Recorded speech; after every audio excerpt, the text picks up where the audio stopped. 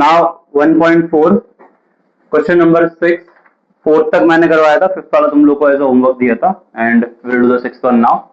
यहाँ पे बोला है ट्राइंगल एबीसी और ट्राइंगल डीईएफ इक्विलेटरल ट्राइंगल्स है and area of triangle ABC upon area of triangle DEF का वैल्यू 1/2 है और एबी का वैल्यू 4 दिया है, तो मुझे डी का वैल्यू फाइंड आउट करना है। ना हमने लास्ट टाइम एक थियरम किया था, इन दैट थियरम, वो थियरम का नाम था theorem of similar areas of similar triangles.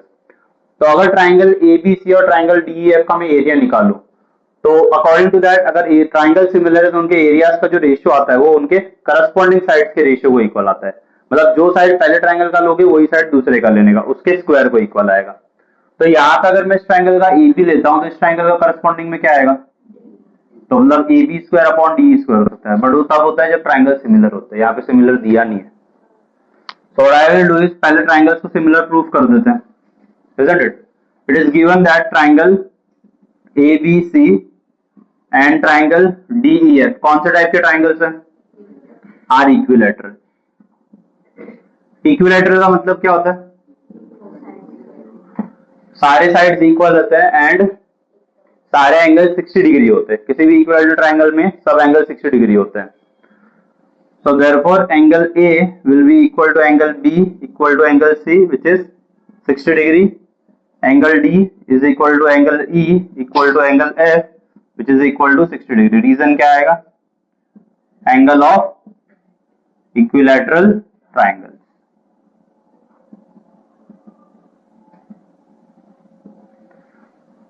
तो अगर सिमिलर प्रूफ करना है तो क्या होना चाहिए, ट्राइंगल के दो दो एंगल आपस में मैच होने चाहिए कि इक्वल है। यहाँ का ए कितना है, दूसरे वाले ट्राइंगल का डी कितना है, इसका सेकंड एंगल कितना है, इसका भी, मतलब यहाँ का एक एंगल इसको इक्वल आ गया, यहाँ का एक एंगल इसको इक्वल आ गया। तीसरा भी है बट मुझे दो ही चाहिए ना, तो therefore I can say triangle ABC will be similar to triangle DEF by a test of similarity. ठीक है, पूरा लिखने की भी कोई जरूरत नहीं, सीधा सीधा दिख रहा है सब 60 डिग्री है तो इक्वल आएगा ही आएगा। जब ट्राइंगल सिमिलर होंगे तो एरिया का रेशियो क्या होता है, करस्पॉन्डिंग साइड्स के स्क्वायर का रेशियो।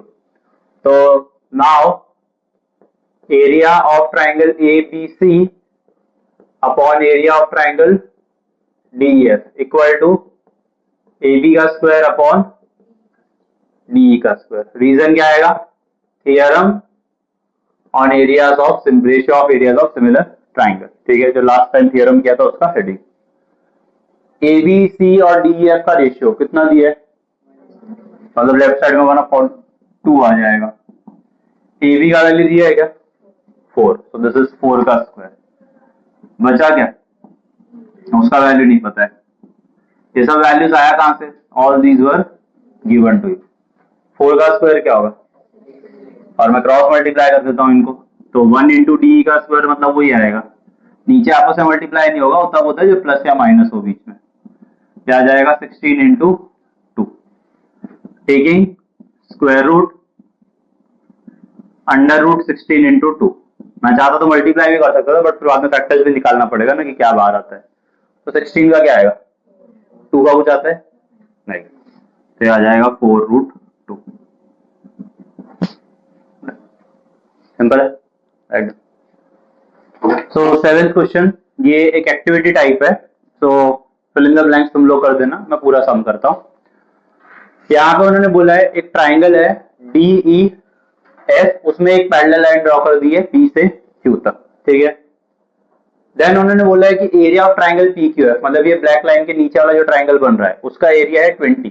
ठीक है, उन्होंने सेंटीमीटर स्क्वायर ऐसा स्क्वायर यूनिट दिया हुआ है, सेंटीमीटर नहीं दिया है, मींस सेंटीमीटर कुछ नहीं है, यूनिट लिखना पड़ेगा तुमको जहां भी आएगा। और बोला है P से F तक का जो वैल्यू है वो DP का डबल है। तो मुझे फाइंड आउट करना है ये जो क्वाड्रिलेटरल बनेगा, मतलब ये ऊपर का जो शेप बन रहा है, क्वाड्रिलेटरल मतलब जिसके 4 कॉर्नर्स होते हैं उसको क्वाड्रिलेटरल बोलते हैं, तो इसको एरिया कितना होगा वो फाइंड आउट करना है। ठीक है, मुझे दिया हुआ है ब्लैक लाइन के नीचे वाला कितना है और ब्लैक लाइन के ऊपर का जो पार्ट है उसका कितना होगा।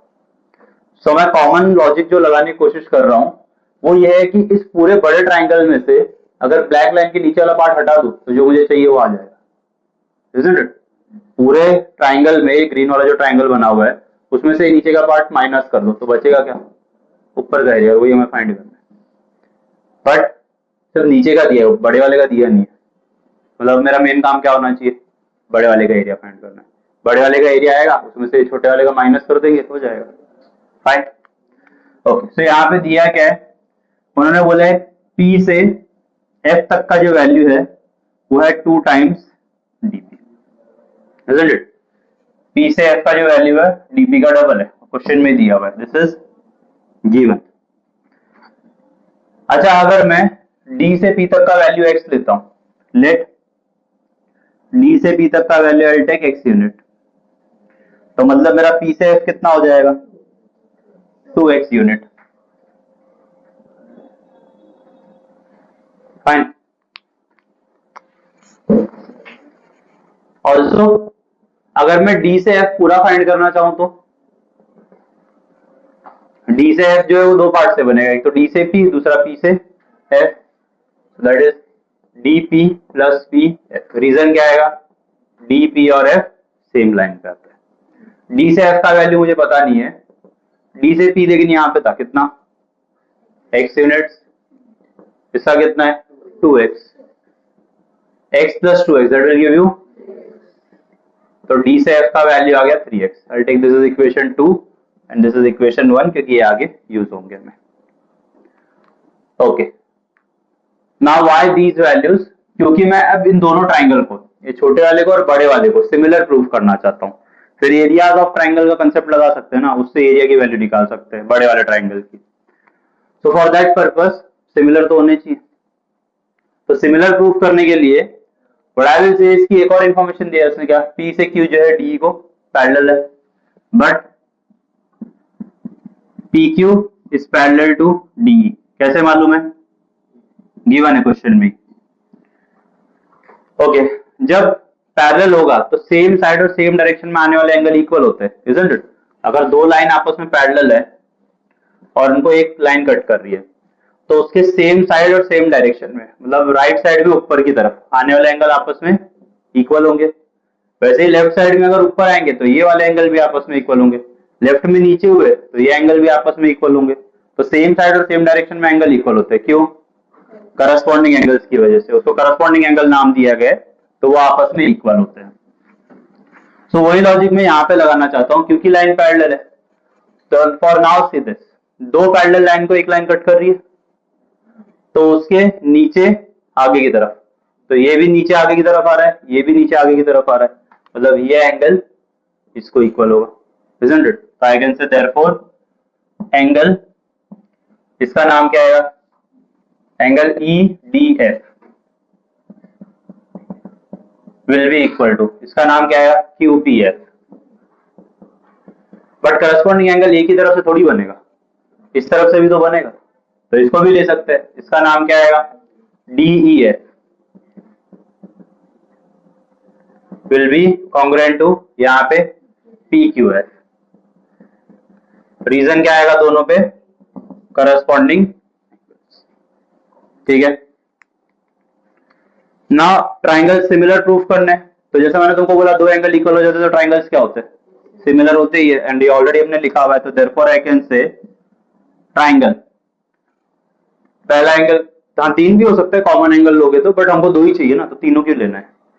तो पहला ट्राइंगल क्या हो गया, ट्राइंगल DEF बड़ा वाला, तो triangle DEF will be similar to triangle. अब यहाँ पे नाम मैच करना पड़ेगा, क्योंकि पहले का तुम रैंडमली ले सकते हो, दूसरे का तुमको मैच करके लिखना पड़ेगा।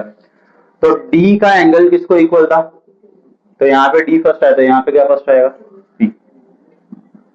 E का वैल्यू किसको इक्वल था, तो E सेकंड आया, तो यहाँ पे Q सेकंड आएगा। फिर बचा गया इसमें F।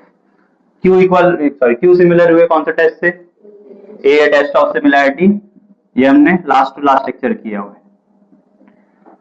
ओके, तो ट्राइंगल जब सिमिलर होते हैं तो हमने एक थ्योरम लास्ट टाइम और किया है कि उनके एरियाज का जब रेशियो निकालोगे उनके साइड्स के स्क्वायर के रेशियो को इक्वल आता है, बट करस्पॉन्डिंग होना चाहिए। अगर तुम यहाँ पे अगर फर्स्ट ले रहे हो तो यहाँ का भी फर्स्ट साइड लो, यहाँ का दूसरे ले रहे हो तो यहाँ का भी दूसरा। अच्छा, मेरे पास वैल्यू है कौन सा, D से F है, D से F मतलब कौन सा हो गया, थर्ड साइड ना, D से F। तो यहाँ पे क्या आएगा, उसका भी वैल्यू है, देखो इधर, उसको मैंने इक्वेशन 1 मार्क किया था। तो ऐसे therefore area of triangle DEF upon area of triangle PQF। तो करस्पॉन्डिंग साइड इसका मैं ले रहा हूं D से F, तो आ जाएगा DF का स्क्वायर अपॉन यहाँ पे मैं ले रहा हूं P से F, तो आ जाएगा PF का स्क्वायर। रीजन क्या आएगा? Theorem on ratio of areas of similar triangles. इसका एरिया दिया है DF, DEF मतलब बड़ा वाला ट्राइंगल, वो ही नहीं दिया ना, वही तो फाइंड करने के लिए सब कर रहे हैं, तो वो तो एज इट इज रहेगा। एरिया ऑफ ट्राइंगल DEF अपनी जगह पे as it is upon area of triangle PQF 20 दिया हुआ है, इक्वल टू D से F का वैल्यू हमने इक्वेशन 2 में मार्क किया था 3x, so this will become 3x का स्क्वायर, और P से F का वैल्यू यहाँ पे, so this will be 2x का स्क्वायर। ये सब वैल्यूज आए कहां से?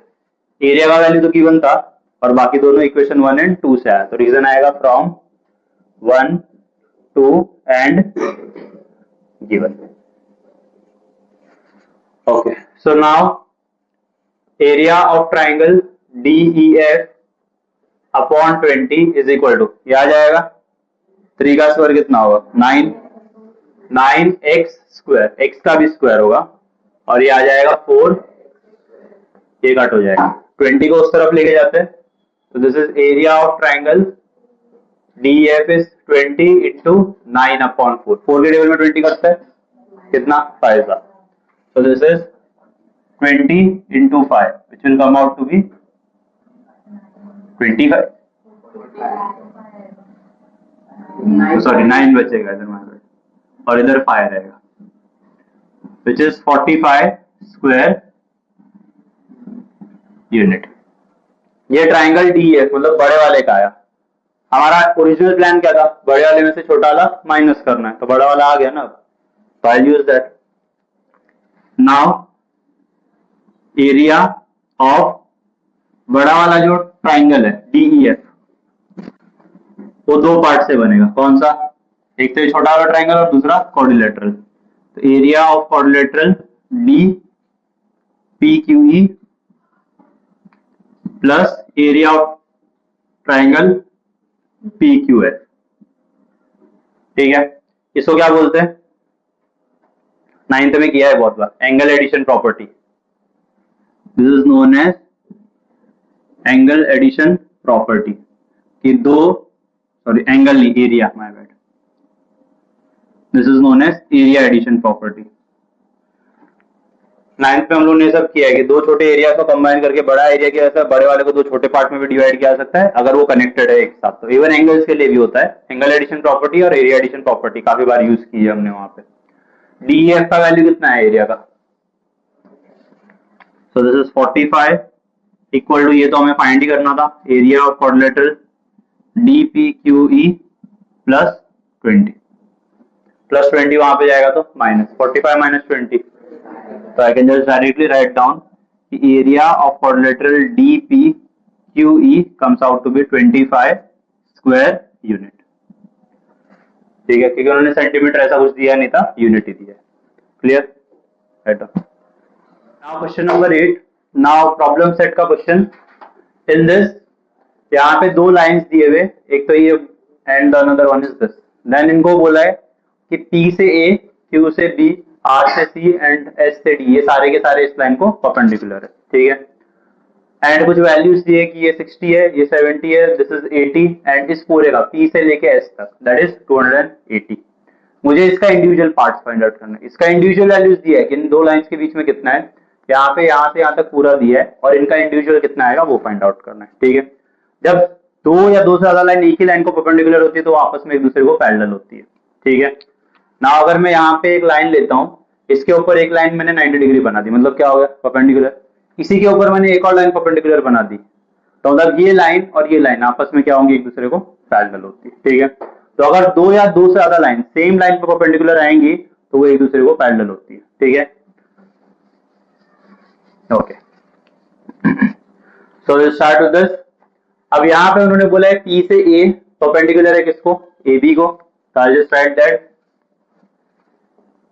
PA is perpendicular to AD, दूसरा QB is perpendicular to AD and RC is perpendicular to AD and the last one SD is perpendicular to AD।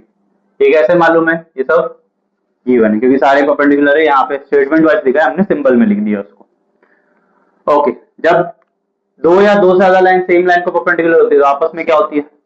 Parallel. तो therefore I can से यहाँ पे लाइन आएगा PA, QB, RC and SD, चारों आपस में एक दूसरे को क्या होंगी? पैरेलल। तो आई कैन से PA is parallel to QB which is parallel to RC which is parallel to SD। ठीक है, ओके। अब मैं सिर्फ स्टार्टिंग के तीन लाइन कंसिडर करता हूं ये। तो अकॉर्डिंग टू दैट ये आपस में पैरेलल है, तीन पैरेलल लाइन, तो property of three parallel line लग सकती है। देयरफॉर PA, ओके मैं डायरेक्टली लिख देता हूं इसका, पहले के तीन के लिए कंसिडर करते हैं। तो P से R वाला और यहां से यहां तक ये तीनों आपस में एक दूसरे को पैरेलल, तो लेफ्ट का रेशियो राइट को इक्वल आना चाहिए, इजंट इट? तो I can say RQ upon QP will be equal to CB upon DA। रीजन क्या आएगा? Property of three parallel lines. RQ का वैल्यू है क्या अपने पास? RQ या QR जो भी है एक ही फाइंड करना है हमें। R से Q देन Q से P। यहाँ पे उन्होंने QR लिखा है, इफ यू वांट तुम लोग यहाँ पे QR लिख सकते हो, there is no hard and fast rule कि यहाँ पे QR है तो तुमको QR ही लिखना है, तुम RQ भी ले सकते हो। Because I already told you R से Q या Q से R मेजरमेंट सेम आना चाहिए, तुम नाम कैसे भी लिख सकते हो। ओके, तो property of three parallel line के हिसाब से, बट ये वैल्यू और ये वैल्यू तो नहीं है मेरे पास, बट ये वैल्यू है। C से B मतलब कितना हो गया? 70 एंड B से A मतलब ये कितना हो गया? 60। So this is RQ upon QP equal to कितना आएगा? 70 अपॉन 60। ठीक है, ये वैल्यूज गिवन थे। इसको मैं इक्वेशन 1 ले लेता हूँ। ना जैसे कि सर इसको कट कर सकते हो, हाँ कर सकते हैं, बट मैं करूंगा नहीं, let it be as it is. Also property of three parallel line सिर्फ इन तीन पे लगी है, ऐसा जरूरी थोड़ी है, इन तीनों पे तो लग सकती है, जो ऊपर तीन है इन तीनों पे प्रॉपर्टी ऑफ पैरेलल लाइन लगा तो इन पे भी तो लग सकता है, तीनों ये भी तो पैरेलल ही है। तो for that I will write down SR upon RQ, left side से रेशियो एंड राइट का क्या होगा? DC upon CB। Again reason क्या आएगा? Property of three parallel line. But D से C या C से D एक ही बात है, तो कितना आया? 80 एंड C से B ऑलरेडी 70 था ही। तो SR upon RQ equal to किधर गया? 80 अपॉन 70। ये वैल्यूज गिवन थे, equation 2। Fine, okay. Now ratio and proportion chapter last year हमने किया था। There is something called as continued proportion, पता है? अगर तुमको वैल्यू दिया है A upon B equal to B upon C, तो अगर नीचे का वैल्यू अगले वाले में ऊपर रिपीट होता है तो उनको तुम एक साथ लिख सकते हो, A is to B is to C, तीनों को। ठीक है, A अपॉन B का वैसे मीनिंग क्या होता है? A is to B। B upon C का मीनिंग क्या होता है? B is to C। But अगर यहाँ का और यहाँ का वैल्यू सेम आ रहा है, कि एक रेशियो में नीचे आ रहा है दूसरे में ऊपर आ रहा है, तो उनको एक साथ रेशियो में लिखा जा सकता है। So for that if I see this 80 upon कितना है? 70 अपॉन, तो मतलब इसका जो वैल्यू नीचे आ रहा है वो यहाँ पे ऊपर आ रहा है, इजंट इट? तो मतलब इनको एक साथ रेशियो में लिख सकते हैं। तो I can write down SR is to RQ is, इसका SR अपॉन RQ हो गया 70, फिर इसका क्या आएगा? RQ मैच ही तो हो रहा है, तो RQ अपॉन QP। वैल्यूज कितना था? 80 is to 70 is to, ठीक है, ऑर्डर में लिखना भी जरूरी है, ऐसा नहीं कि कोई भी ऊपर नीचे लिख सकते हो। पहले मैंने 80 अपॉन 70 देखा और फिर इसका अगला क्या है? 70 अपॉन 60। तो यहाँ का एंड वाला फिर अगले वाले पे स्टार्ट होना चाहिए। ठीक है, अगर तुमको ये पहले लिखना है तुम ये पहले लिख के ये बाद में लिख सकते हो, ये भी चलेगा, कोई हार्ड एंड फास्ट रूल नहीं कि तुमको ये पहले लिखना है। समझ रहे हो? इफ यू टेक स्टार्टिंग से तीन पहले ये लेते फिर ये लेते तो ये ऊपर आता और ये पार्ट नीचे आ जाता। अगर तुमको वैसे लिखना है दैट इज ऑल्सो फाइन। बस ये याद रखना कि नीचे वाले पे जो नंबर हो रहा है वो अगले वाले पे स्टार्टिंग पे आना चाहिए, तो फिर उस ऑर्डर में लिखना है। तो अगर इसका नीचे लेना है तो मतलब SR अपॉन RQ लेना पड़ेगा। ये ऊपर वाले में नेक्स्ट होना चाहिए, मतलब R Q upon Q P फिर आना चाहिए, तो तीनों एक साथ कंबाइन हो गए। ये कहां से आया? From 1 and 2। अच्छा, ये सब करने की जरूरत क्या थी, मैं कर क्यों रहा हूं ये सब? क्योंकि मैं उन सबको एक कॉमन रेशियो में रखना चाहता हूं और फिर मैं कॉमन मल्टीपल लेना चाहता हूं। फिर रिमेंबर लास्ट ईयर किया है हम लोग ने, जब रेशियो में होते हैं तो कोई एक ऐसा नंबर सबको मल्टीप्लाई करके फिर उसको इक्वल लिख सकते हैं। अब S R R Q Q P को डिवाइड करोगे तो आंसर 80 70 60 है। इसका मतलब ये नहीं कि इसका एग्जैक्ट वैल्यू उतना ही है। समझ में आ रहा है? ये 80 70 ऐसा तो डीसी सीबी इन सब का था, मतलब इनको भी डिवाइड करके आंसर उतना ही आएगा, बट एग्जैक्टली यही आएगा जरूरी थोड़ी कि उसका वैल्यू वही है। तो I just say let the common multiple we suppose x, तो मतलब एस आर का वैल्यू कितना आ जाएगा 80x, आर क्यू का वैल्यू कितना आएगा 70x और क्यूपी का वैल्यू कितना आएगा 60x। अब तो बोलोगे सर आप कॉमन मल्टीपल यहाँ पे तो ले सकते थे। हाँ, बट यहाँ पे लेता तो इसका जो कॉमन मल्टीपल आएगा वो और इसका जो आएगा सेम आएगा, जरूरी थोड़ी दो अलग अलग रेशियो है। तो मुझे यहाँ पे कुछ एक्स वाला लेना पड़ेगा, यहाँ पे कुछ आएगा, तो एक्स और वाई में इक्वेशंस बन जाएंगे। मैं लीनियर इक्वेशन वापस सॉल्व करते बैठूंगा फिर उसमें। इसके लिए मेरे को एक ही कॉमन मल्टीपल चाहिए था जो सबके लिए यूज हो जाए। अब मैं कॉमन मल्टीपल ले क्यों रहा हूं? क्योंकि मुझे जो वैल्यू आया वो किसका आया? एस आर आर क्यू और क्यूपी का, जबकि मुझे एस से लेके पी तक का वैल्यू ऑलरेडी दिया हुआ है, isn't it? तो आई से बट एस से पी तक का जो वैल्यू है वो आएगा एस से आर, आर से क्यू और क्यू से पी का एडिशन। रीजन क्या आएगा? S R Q same line पे है और आर क्यू पी भी सेम लाइन पे, ठीक है, कोलिनियर है। एस से पी का वैल्यू कितना है 280, एस आर का वैल्यू है, आर क्यू का वैल्यू है, क्यू पी का वैल्यू है। सब इसमें सब्स्टिट्यूट करोगे तुमको मिलेगा x। एक बार x आ गया उसको इधर सब्स्टिट्यूट करो, एस आर का वैल्यू आ गया, वो तुमको चाहिए था, उन्होंने आर एस लिखा हुआ है, एस आर आर एस एक ही बात है। x का वैल्यू इधर लिखो, आर क्यू आ जाएगा, हो गया तुम्हारा क्यू आर का वैल्यू, क्यू पी आ गया, हो गया तुम्हारा पी क्यू का वैल्यू। ठीक है, x आने के बाद एक एक उनमें सब्स्टिट्यूट कर देना and you will get the answer. Fine, right.